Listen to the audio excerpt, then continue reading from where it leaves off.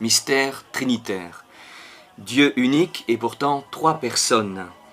Alors je vous propose simplement de relire quelques textes importants dans l'Ancien Testament qui affirment avec force l'unicité de Dieu. Dieu unique, c'est vraiment le cœur, la racine de la foi d'Israël. Par exemple, en Deutéronome 6, versets 4 à 9, eh bien nous lisons « Écoute Israël, le Seigneur notre Dieu est le Seigneur un ». On pourrait traduire « Le Seigneur est notre Dieu, le Seigneur est unique ». Et la traduction habituelle dans le judaïsme est « Le Seigneur est notre Dieu, le Seigneur est un ». Alors cette foi en un Dieu unique parcourt toute la Bible.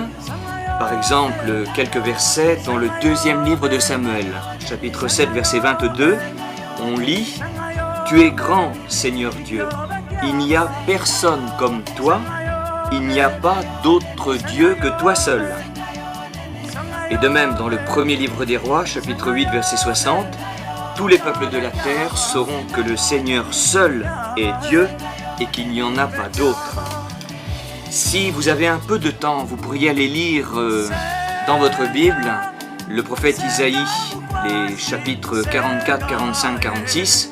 À partir du chapitre 40, c'est très très beau. Je vous donne juste quelques petits extraits. Par exemple, Isaïe 44, 6 à 8. « Ainsi parle le Seigneur, le roi d'Israël, le Seigneur Sabaoth, son Rédempteur. Je suis le premier et je suis le dernier. À part moi, il n'y a pas de Dieu. » De même en Isaïe 45, versets 5, 6 et suivants, c'est vraiment très très fortement appuyé. « Je suis le Seigneur, il n'y en a pas d'autre. Excepté moi, il n'y a pas de Dieu. » Je saute un petit peu. « Je suis le Seigneur, il n'y en a pas d'autre. » Et encore un peu plus loin. « Ainsi parle le Seigneur, le Créateur des cieux. C'est lui qui est Dieu, qui a modelé la terre et qui l'a faite. C'est lui qui l'a fondée. Il ne l'a pas créée vide, il l'a modelée pour être habitée. Je suis le Seigneur, il n'y en a pas d'autre. Il n'y a pas d'autre Dieu que moi. Un Dieu juste et sauveur, il n'y en a pas excepté moi. Tournez-vous vers moi et vous serez sauvés, tous les confins de la terre. Car je suis Dieu, il n'y en a pas d'autre. » Et enfin, dans l'Ancien Testament, on pourrait citer le prophète Malachie, chapitre 2, verset 10. Un très très beau verset. « N'avons-nous pas tous un Père unique? N'est-ce pas un seul Dieu qui nous a tous créés? Pourquoi sommes-nous donc perfides les uns envers les autres ?» Voilà, donc ici nous avons non seulement le Dieu unique, mais avec Malachie, le Père unique.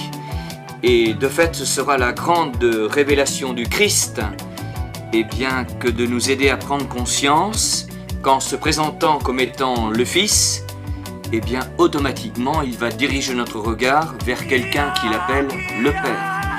Et donc avec Jésus, tout de suite avec lui, nous serons en présence de deux personnes, mais avec cette affirmation constante qu'il n'y a qu'un seul Dieu. Et de fait, Jésus ne cesse de le répéter.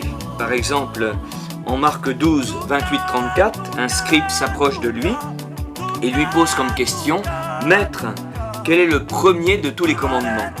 Et Jésus lui répond, en citant Deutéronome 6.4 que nous avons lu tout à l'heure, le premier c'est « Écoute Israël, le Seigneur notre Dieu est l'unique Seigneur. » Et puis, dans l'Évangile selon saint Jean, au chapitre 5, verset 44, Jésus dit « Comment pouvez-vous croire, vous qui recevez votre gloire les uns des autres, et ne cherchez pas la gloire qui vient du Dieu unique ?»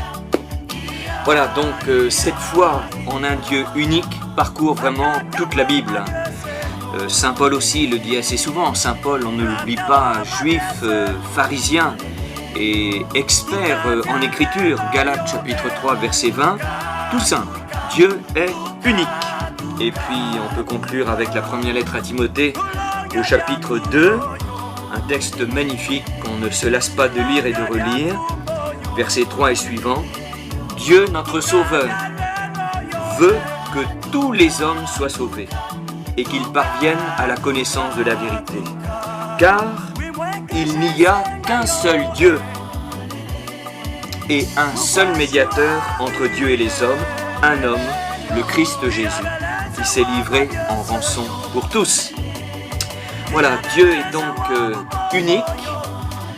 Et puis déjà avec l'Ancien Testament, nous avons vu avec Malachie, eh bien, qu'on nous parlait également d'un Père unique. Dans le prophète Jérémie, on commence aussi à percevoir cette figure de Dieu le Père. Par exemple, au chapitre 3, verset 19 et suivant. « Et moi qui m'étais dit, comment te placerai-je au rang des fils ? Je te donnerai une terre de délices, l'héritage le plus précieux d'entre les nations. Je me disais, vous m'appellerez mon Père, et vous ne vous séparerez pas de moi. » Voilà, ce Dieu Père, c'est vraiment celui qui a créé tout homme à son image et ressemblance, comme nous le lisons dans le premier chapitre de la Genèse.